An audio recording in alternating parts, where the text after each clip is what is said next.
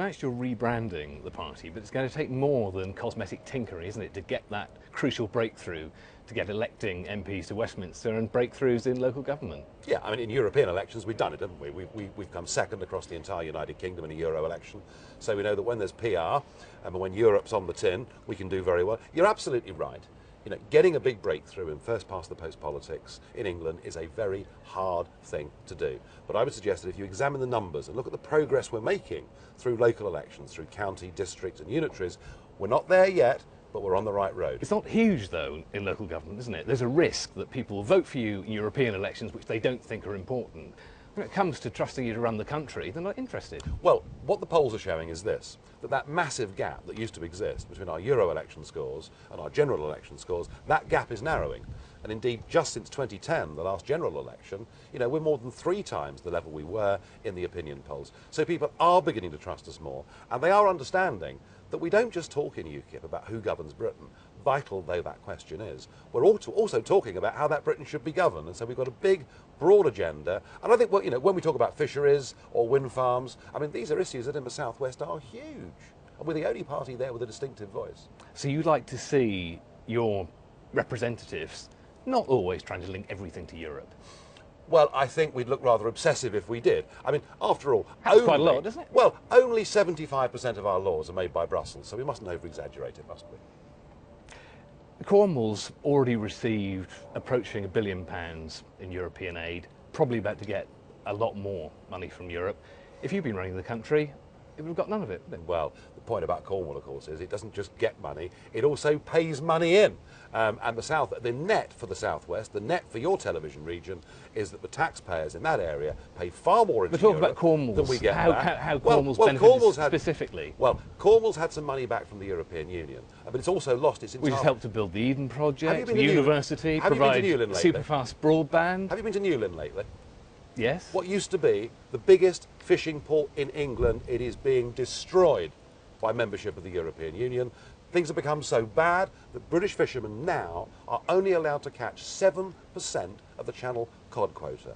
So we may well have got some money back from Brussels to spend on which would have been written off to spend on projects that indeed many taxpayers in Cornwall would probably not have chosen to spend the money on. But the point is, Cornwall's traditional industries have been destroyed by EU membership. So there would have been no question of that money being offered domestically, for instance, if you were in government? Well, that's very difficult to say, isn't it? Because if we weren't stuck inside a European Union, then we would have regional funding in this country to help the poorer areas. We always used to have that before we were part of a European Union, and there's no reason why we can't. But the fact is this, you know, Cornwall has lost its fishing industry. It's seen many things like dairying, you know, really been messed about by European rules. And now what is happening, in order that we can meet some CO2 reduction targets agreed to in Brussels, Cornwall is being despoiled by ghastly wind farms.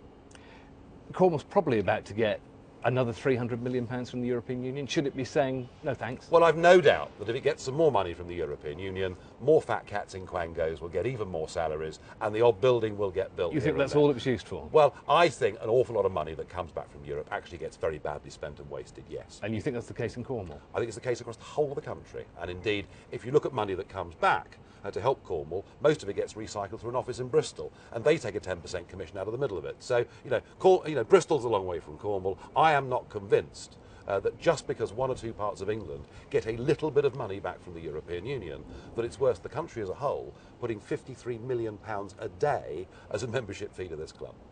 You define yourself against the political establishment, but do you think you could do with a little bit of the organisational skills of the traditional parties? I mean, I've always said that in the early days, UKIP was a complete shambles. I mean, there's no doubt about it. It was a DIY political party. We hardly had anybody with any experience of running campaigns. Is that completely history now?